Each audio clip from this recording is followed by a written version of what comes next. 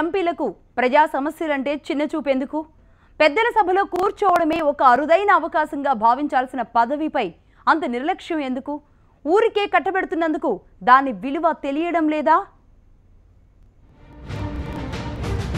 ప్రజా సమస్యలంటే మన ఎంపీలకు బొత్తిగా శ్రద్ధున్నట్లు కనిపించదు. ప్రత్యేకించి వివిధ రంగాల్లో ప్రతిభ కనబరిచిన వారికి గౌరవ సూచకంగా ఇస్తున్న రాజ్యసభ ఎంపీ పదవిని వారు సరిగా వినియోగించుకున్న దాఖలాలు లేవు. రేఖ, సచిన్ లాంటి నామినేటెడ్ సభ్యులు తరచుగా డుమ్మ కొడుతున్నారు. మరోవైపు చిరంజీవి లాంటి విపక్ష ఎంపీ కూడా సభలో కనిపించడం లేదు. నామినేటెడ్ పదవుల్లో ఉన్నవారు అందరికీ ఆదర్శంగా నిలవాల్సిన బాధ్యతుంది. అసలు రాష్ట్రపతి కోటాలో రాజ్యసభకు ఎంపికవటం ఒక గౌరవం. దేశంలో కొద్ది మందికి మాత్రమే లభించే అరుదైన అవకాశం.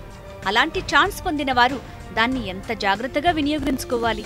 కానీ మన ఎంపీలో ఈ భావనే కనిపించడం లేదు. అందరికీ సొంత పనులే ముఖ్యం. సచిన్ పర్సనల్ ప్రమోషన్లో ఫుల్ బిజీ. కమర్షియల్ ప్రోగ్రామ్స్ లో కనిపిస్తారు. ఇండియన్ ఐడల్ షోకి స్పెషల్ గెస్ట్. కానీ రాజ్యసభకు మాత్రం రాడు.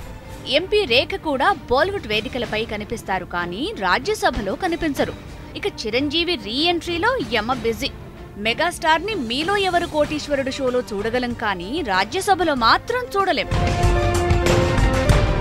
4 ఏళ్ల కిందట రాజ్యసభ సభ్యుడైన సచిన్ ఈ 4 ఏళ్లలో కనీసం 4-5 సార్లు కూడా సభకు హాజరు కాలేదు.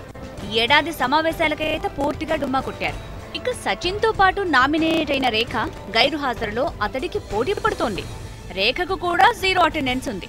అనర్హత వేటు పడుతుందేమో అనుకునే సమయంలో హాజరవుతున్న వీరు తమ పదవిని కాపాడుకుంటున్నారు. విపక్ష కాంగ్రెస్ నుంచి రాజ్యసభకు ఎంపికైన చిరంజీవిది కూడా సేమ్ సీన్. ప్రజాసేవ కన్నా సొంత సేవే అంత ఎక్కువైనప్పుడు పదవులకు రాజీనామా చేసి మరొకరికి అవకాశం ఇవ్వచ్చు కదా అంటున్నారు రాజకీయ విశ్లేషకులు.